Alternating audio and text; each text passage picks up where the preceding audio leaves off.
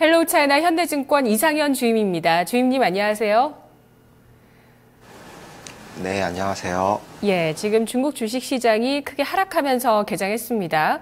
3천선 부근까지 밀려 있고 4% 정도 낙폭을 보여주는데 최근 들어서 우리 증시와의 상관도는 조금씩 낮아지고 있습니다. 우리 증시는 낙폭을 줄이고 있고 코스피 같은 경우 0.4% 하락 1900선 다시 회복한 모습입니다. 오늘 중국 주식 이야기 어떤 이야기 시작해 볼까요? 네, 최근 증시가 아무래도 변동성이 심한 가운데서 우리가 좀 지켜봐야 할 게 내수 소비 업종이죠.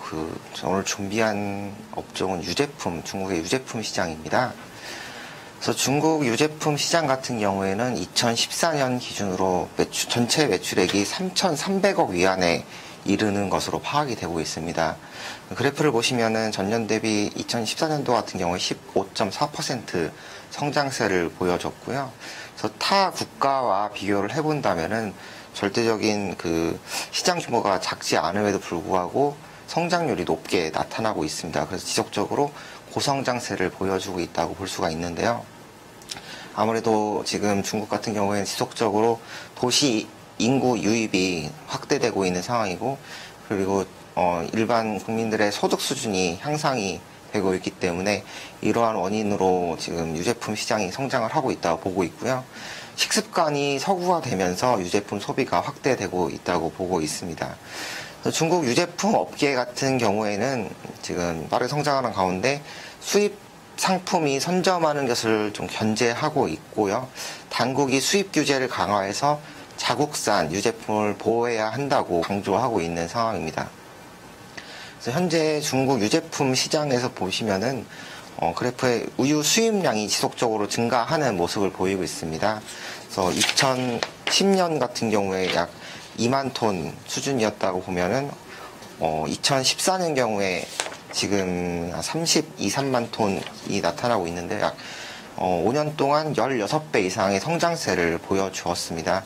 근데 증가율을 본다면 지속적인 하락세를 보이고 있고, 절대적인 규모를 보면은 2013년 같은 경우에 중국의 우유 생산량이 2,336만 톤이거든요.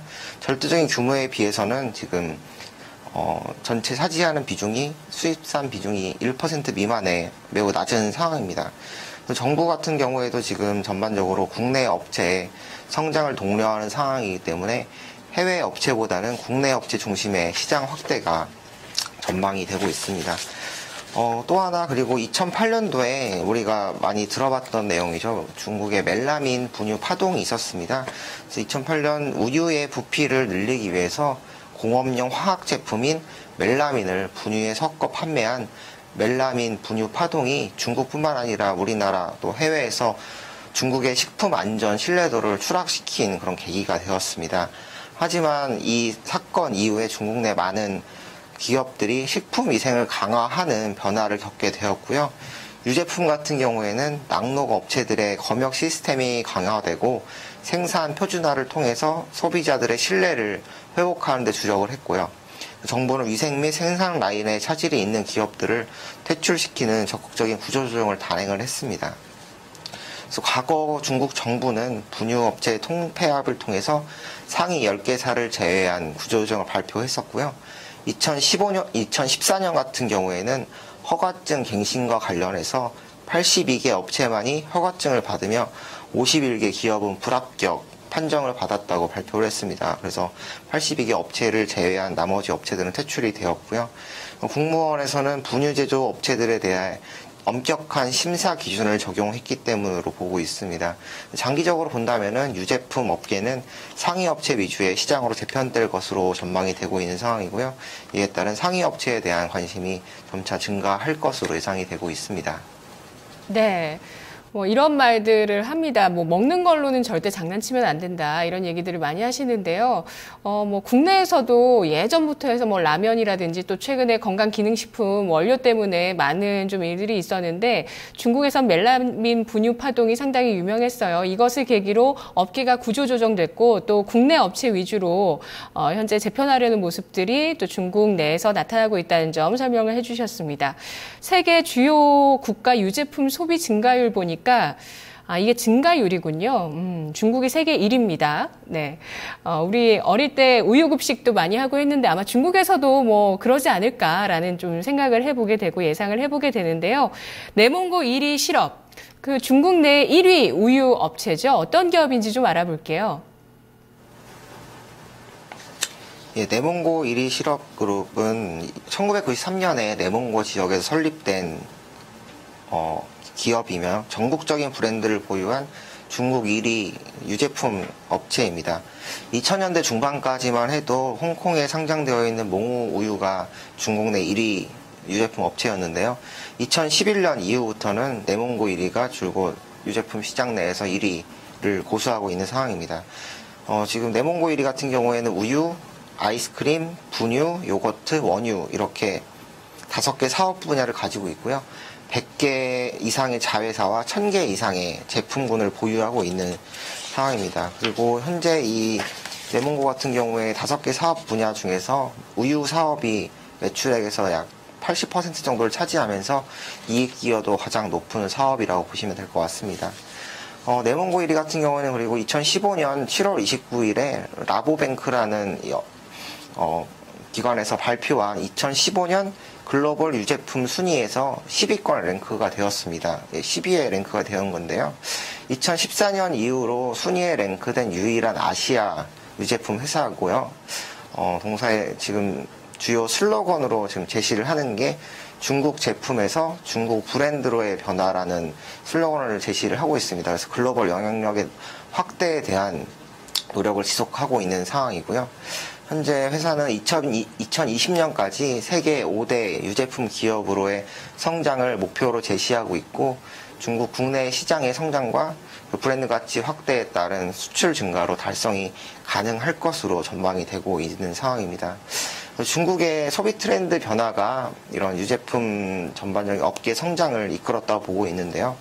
아까도 말씀드렸다시피 농촌에서 도시로의 인구 유입이 확대되었고 우유와 커피, 그리고 아이스크림 등의 소비가 늘어나기 시작했기 때문에 이런 유제품 산업이 지금 성장을 하고 있다고 보고 있고요. 중국 정부도 우유 구매를 적극적으로 권장하고 있는 상황이기 때문에 유제품에 대한 소비는 지속적으로 증가할 것으로 예상이 되고 있습니다. 그리고 2015년 상반기 실적을 최근에 발표를 했는데요.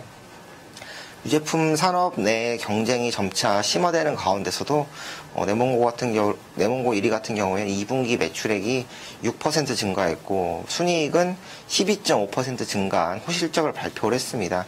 시장 점유율 같은 경우가 2.3%포인트 상승을 한 29.6%를 나타내면서 타 업체 대비 높은 성장세를 보여주고 있다고 볼 수가 있고요.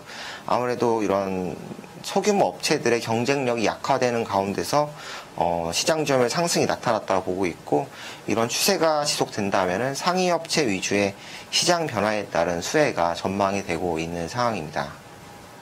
네.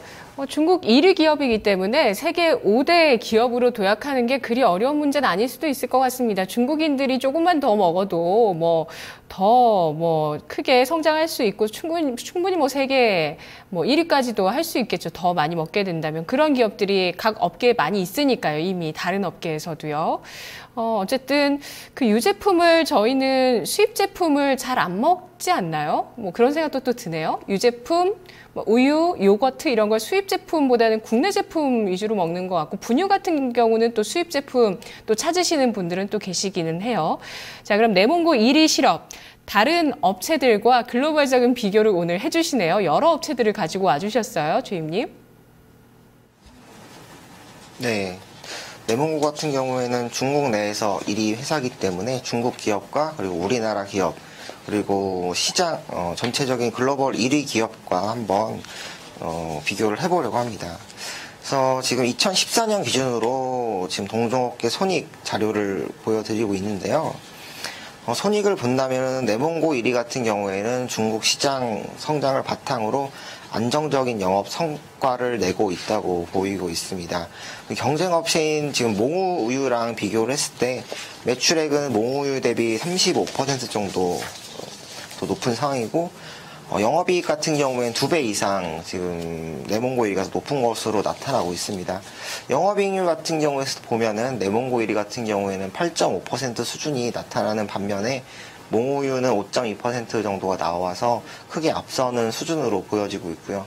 국내 기업인 메일유업과 비교를 한다면은 레몬고 1위의 전반적인 이 손익 자료가 월등한 상황으로 보실 수가 있습니다. 메일유업 대비 매출액은 현재 6.7배, 그리고 영업이익은 28.9배 더 높은 상황이고요.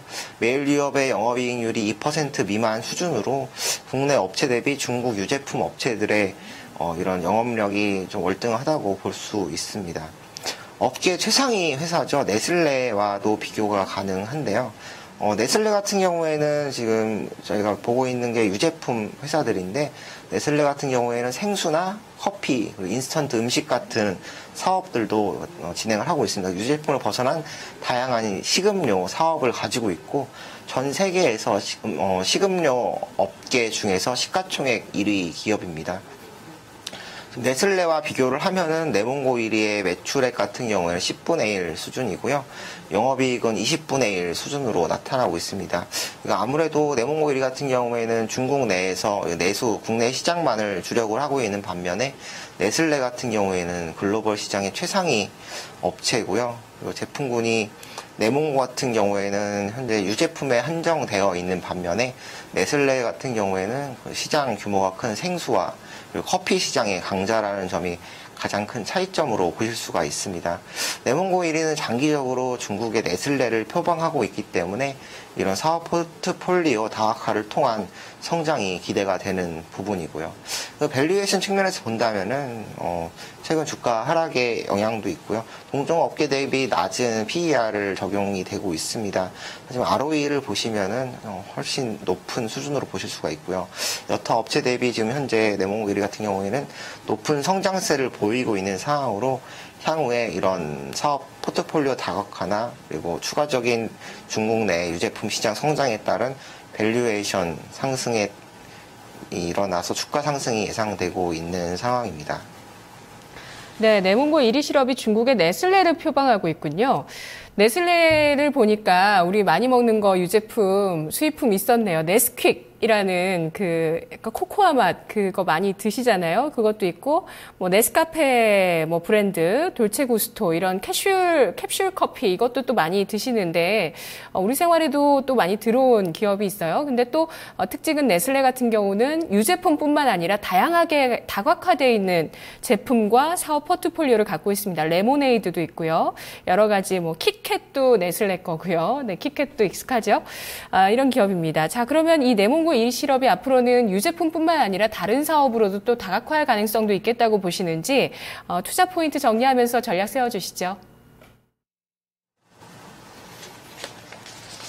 네, 일단 레몬고 1위 같은 경우에 장기적인 관점에서 안정적인 성장세가 기대되고 있는 상황입니다.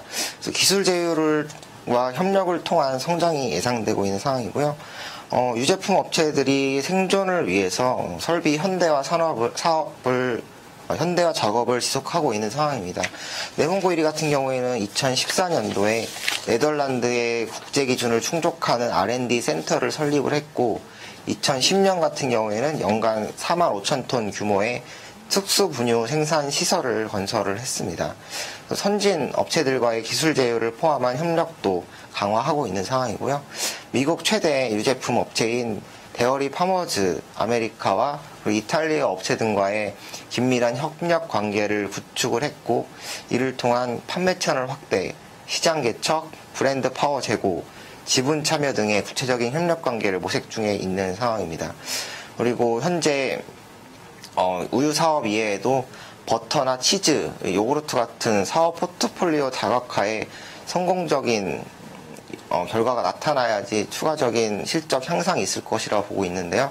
아까도 말씀드렸다시피 우유 사업 자체가 매출 비중이 80% 육박하는 상황이기 때문에 추가적인 성장을 위해서는 이런 우유의 파생 제품들이죠. 버터나 치즈 같은 이런 사업들의 성장이 나타나야 할 것으로 보고 있습니다. 중국의 중산층 같은 경우에 기본적으로 먹거리의 안전성에 대한 것이 중요하기 때문에 브랜드 믿고 쓸 수 있는 브랜드를 선택할 가능성이 높고요. 중국 당국도 중소형 업체들을 퇴출시키며 규모의 경제를 이룰 수 있는 대형 업체로 시장을 유도하고 있는 상황이기 때문에 내수 시장의 전체적인 성장의 열매는 이런 소수의 대형 업체들에게 집중될 것으로 전망이 되고 있습니다. 외국 업체보다는 아무래도 이런 내수 로컬 업체들의 집중도가 높아질 수 있다고 보기 때문에 업계 1위인 이 네몽고의 장기적인 성장이 예상되고 있는 상황입니다. 최근 주가 흐름을 보시면은 최근에 장이 안 좋았죠. 그 장 영향이 있었고 최근 하락이 나타났습니다. 최근 5일, 6일 정도만 보시면은 꾸준한 주가 상승세를 나타나고 있는데요. 지수가 하락을 해도 어느 정도 주가가 방어가 되고 있는 모습을 보이고 있습니다. 아무래도 이런 필수 소비재 업종 같은 경우에는 이런 지수 하락 대비로 주가가 방어되는 모습을 보여주고 있는 상황이고요.